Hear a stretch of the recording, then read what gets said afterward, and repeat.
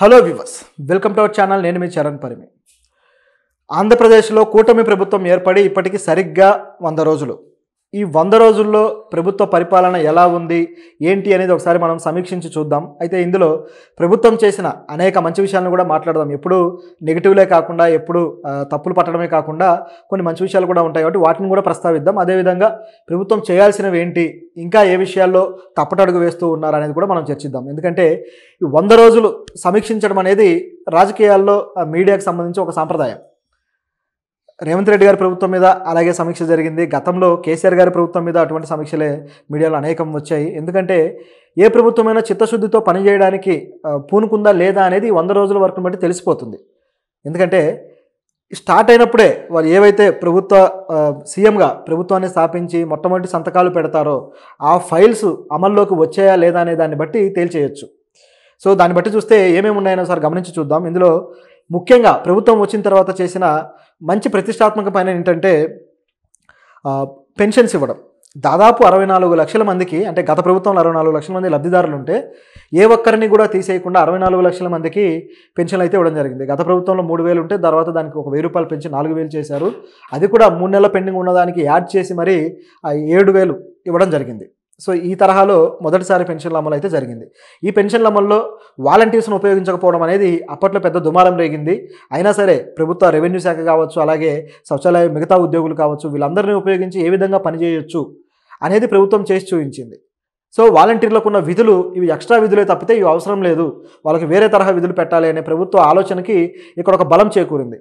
దాంతోపాటు వాలంటీర్లు కూడా కంగారు పడటం మొదలుపెట్టారు.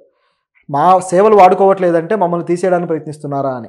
వాళ్ళ మీద ఇప్పటికి కూడా క్లారిటీ లేదు. నిన్న జరిగిన అఖిలపక్ష సమావేశంలో కూడా సరైన క్లారిటీ ఇవ్వడానికి ప్రయత్నించలేదు. వాలంటీర్లకు మేము 10,000 ఇవ్వడానికి ప్రతిపాదన అయితే చేశాము, వాళ్ళ విధులు పెంచాలి, స్కిల్ డెవలప్మెంట్కు ఏదో ఒకటి ఏర్పాటు చేసి వాళ్ళకి ట్రైనింగ్ ఇవ్వాలి అన్నారు తప్పితే అసలు ఏం చేయాలి, ఎటువంటి ట్రైనింగ్ ఇవ్వాలి, ఏ ప్రతిపాదనలు ఇప్పుడు లేవు.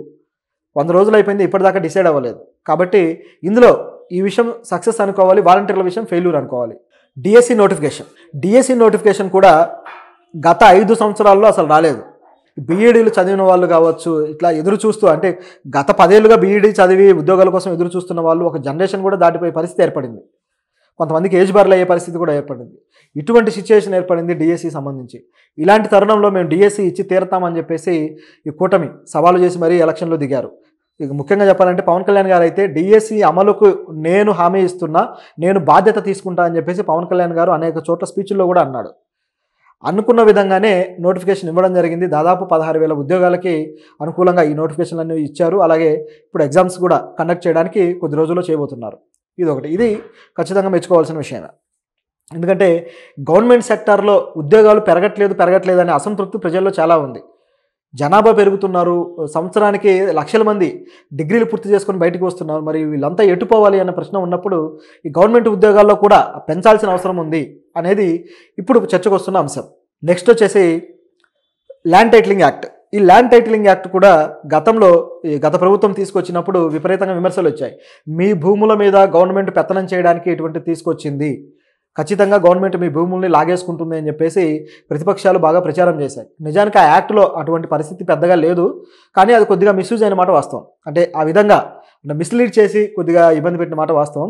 ఇప్పుడు దాన్ని తొలగిస్తూ నిర్ణయం తీసుకుంది స్టేట్ గవర్నమెంట్.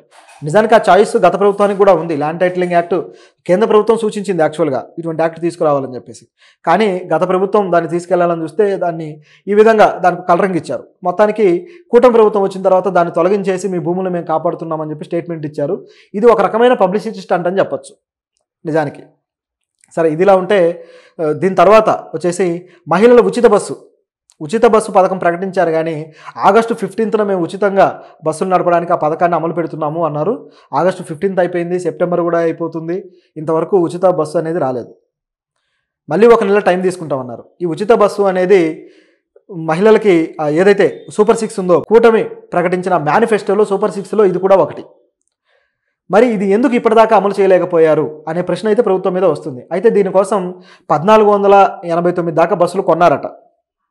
ఇది ఓకే, కానీ అమలు ఎప్పుడు?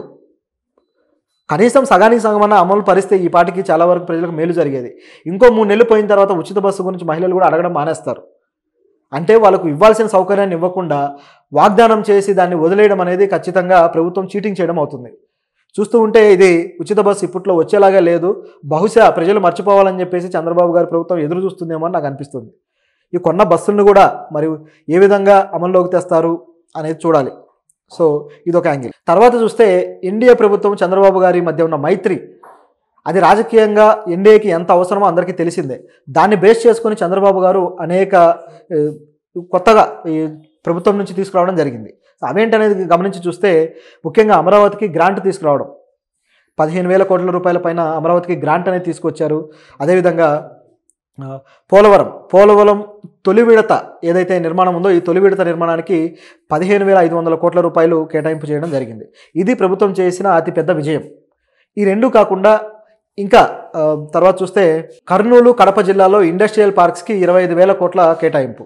సో ఇక్కడ ఇండస్ట్రియల్ పార్క్స్ ఏర్పాటు చేసి రకరకాల కంపెనీలకు ఆహ్వానాలు పలికి 25,000 కోట్ల పెట్టుబడులతోటి ఇక్కడ ఏర్పాటు చేసేలాగా పెద్ద ఇన్ఫ్రాస్ట్రక్చర్ అయితే రూపొందించబోతున్నారు. దీన్ని కూడా ఖచ్చితంగా మనం అప్రిషియేట్ చేయాలి. ఎందుకంటే ఇక్కడ అవి కానీ వస్తే వేల ఉద్యోగాలు అయితే దొరుకుతాయి. అలాగే ఆ ప్రాంతాలు కూడా అభివృద్ధి చేయడానికి ఎక్కువ అవకాశం దొరుకుతుంది. సో ఇదొక యాంగిల్. దీంతోపాటు మరికొన్ని కంపెనీలను సపరేట్గా ప్రభుత్వం ఇనిషియేటివ్ తీసుకురావడం అనేది జరిగింది.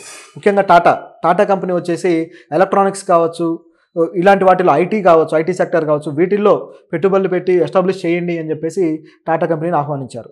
అలాగే హెచ్సిఎల్ కంపెనీని అయితే ఇంకా విస్తరించి 15,000 ఉద్యోగాలని క్రియేట్ చేయాలి అని చెప్పేసి ప్రతిపాదన చేస్తే వాళ్ళు కూడా దానికి అంగీకరించారు.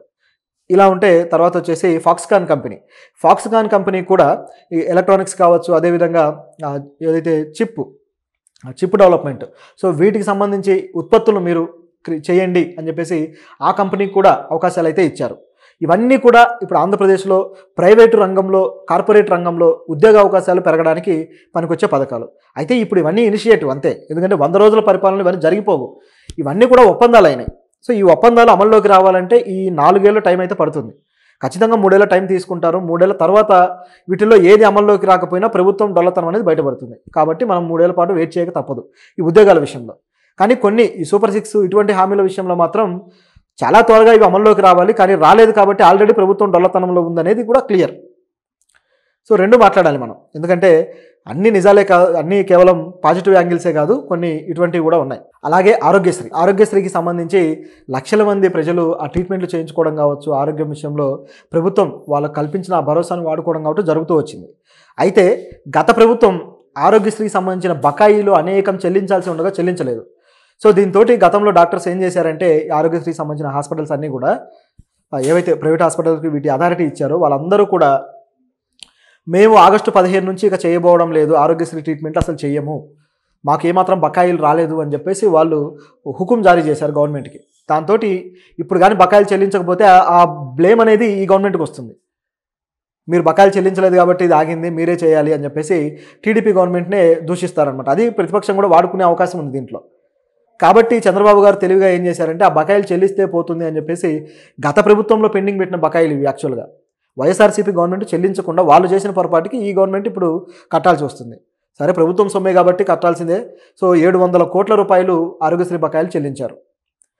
సో ఇది ఇక్కడ జరిగిన సంఘటన. అంటే ఇది వాళ్ళు వ్యతిరేకత తెచ్చుకోకుండా, ప్రజల నుంచి వ్యతిరేకత రాకుండా సేఫ్గా ఉండటం కోసం ఇవి ఆగితే చాలా పెద్ద ప్రాబ్లం అవుతుందని చెప్పేసి టీడీపీ చాలా అప్రమత్తమై కట్టారు. ఇదొక విషయం. దీంతోపాటు ఇసుక పాలసీ విషయంలో కూడా గత ప్రభుత్వం వచ్చేసి ఒక రకమైన ఇసుక మాఫియానే మెయింటైన్ చేసింది. మద్యం మాఫియా, ఇసుక మాఫియా, ఎక్కడైతే డబ్బులు ఉంటాయో వాటిని ఒక మాఫియా కింద డిజైన్ చేసి దోచుకున్న సంఘటన గత ప్రభుత్వాల్లో జరిగాయి. దీన్ని చెప్పడానికి ఏమాత్రం సందేహించాల్సిన పని లేదు. నిజం చెప్పాలంటే ఊర్లలో, గ్రామాల నుంచి వలస వెళ్ళిన బయలుదారి కూలీలు కావచ్చు, బయలుదారి మేస్త్రీలు కావచ్చు, వీళ్ళందరూ కూడా ఉపాధి కోల్పోయి సొంత ఊర్లకు వచ్చి అక్కడ ఉపాధి లేక చాలా ఇబ్బందులు పడ్డారు. ప్రభుత్వం ఎప్పుడో సంవత్సరానికి ఒకసారి డబ్బులు ఇస్తే తీసుకొని వాడుకునే పరిస్థితికి వచ్చిందనమాట. చాలా అన్యాయంగా భవన నిర్మాణ కార్మికులు అందరూ కూడా పనులు కోల్పోయారు. ఇప్పుడు మళ్ళీ ఆ పనులు అందుకోవడానికి ఈ కొత్త ఇసుక పాలసీ ఏదైతే ఉందో ఇది కాస్త ఊతమైతే ఇచ్చింది. అయితే దీంట్లో కూడా కొన్ని విమర్శలు ఉన్నాయి. మీరు ట్రిప్పుకి సంబంధించి రవాణాకు మాత్రమే ఛార్జెస్ చెల్లించాలి, ఇసుకకు అవసరం లేదు అన్నారు. కానీ రవాణా ఛార్జీ, ఇసుక ఛార్జీ రెండు మిక్స్ చేసి కొద్దిగా గట్టిగానే వేస్తున్నారు. ఇందులో కొన్ని విమర్శలు ఉన్నమాట వాస్తవం. కానీ ఎంతో కొంత గత ప్రభుత్వంతో పోలిస్తే మేలు అనేది చెప్పక తప్పదు. రెండోది, ఆ మాఫియా నుంచి బయటపడేసే ప్రయత్నం మాత్రం మెచ్చుకోదగ్గదే. చివరికి హైకోర్టు కూడా అక్రమంగా ఇసుక తరలిస్తున్న వాళ్ళ మీద బాగా సీరియస్ అవ్వాల్సిన పరిస్థితి ఏర్పడింది. గత వారం క్రితం కూడా ఇలా సీరియస్ అయ్యారు. ఇట్లా కృష్ణా పరివాహక ప్రాంతంలో జరుగుతూ ఉంటే హైకోర్టు గట్టిగా మొట్టికాయలు వేసినా కూడా ఆగలేదు. ఇలాంటివి జరుగుతూ ఉన్నాయి. అయితే ఈ ప్రభుత్వం ఇంకాస్త సీరియస్గా ఇసుక పాలసీ విషయంలో పనిచేయాలి. ఇప్పుడు ఉన్నది సరిపోదు కూడా. దీంతోపాటు ఇంకా చాలా పనులు ఉన్నాయి, అవన్నీ కూడా చేస్తూ వస్తున్నారు. అన్నా క్యాంటీన్లు మళ్ళీ తెరవడం కావచ్చు, అలాగే గల్ఫ్లో తప్పిపోయిన వాళ్ళు ఎవరైతే గల్ఫ్లో లాక్ అయిపోయారో, అక్కడ అవమానాలు భరిస్తూ ఉన్నారో వాళ్ళందరినీ అడిగిన ఎవరైతే రిక్వెస్ట్ చేశారో వాళ్ళని వెనక్కి తీసుకురావడం కావచ్చు. లోకేష్ గారి చొరవ కూడా ఇందులో ఉంది. అలాగే గ్రామ సభలు ఏర్పాటు చేసి పవన్ కళ్యాణ్ గారు వరల్డ్ రికార్డు కొట్టడం కావచ్చు. ఇవన్నీ కూడా ఈ ప్రభుత్వం సంపాదించిన క్రెడిట్సే. దీంతోపాటు వరదలకు సంబంధించి రెస్క్యూ కొన్ని చోట్ల బాగుంది, కొన్ని చోట్ల బాగాలేదు. ముఖ్యంగా ఎవరైతే నిర్వాసితులు ఉన్నారో, ఎవరైతే దెబ్బతిన్నారో వీళ్ళకి కొద్దిగా బియ్యం 25 కిలోలు ఇవ్వడము, అలాగే బంగాళాదుంపలు కావచ్చు, పంచదార కావచ్చు, ఇవన్నీ కూడా కిలోల రూపంలో ఇవ్వడం అనేది, మౌలిక వస్తువులు ఏర్పాటు చేయడం అనేది చాలా మంచి విషయం. అయితే ఆ రెస్క్యూని ఇంకాస్త ముందు జాగ్రత్తగా చేసి ఉంటే ఇంకా బాగుండేదనే విమర్శలు అయితే ఉన్నాయి. సో ఈ విషయంలో సగం క్లిక్ అయ్యారు, సగం ఫెయిల్ అయ్యారని చెప్పాలి. సో ఇది ఈ ప్రభుత్వం 100 రోజుల రివ్యూ. ఇంకా ఏం చేయబోతున్నారు, ఇంకా ఏం చేస్తారనేది మనం చూద్దాం. ఇంకా చిన్న చిన్నవి ఉన్నాయి కానీ ఇంకా అవన్నీ నేను ప్రస్తావించలేదు. ఇవన్నీ కూడా మేజర్ ఇష్యూస్, వీటి మాత్రమే నేను మాట్లాడాను.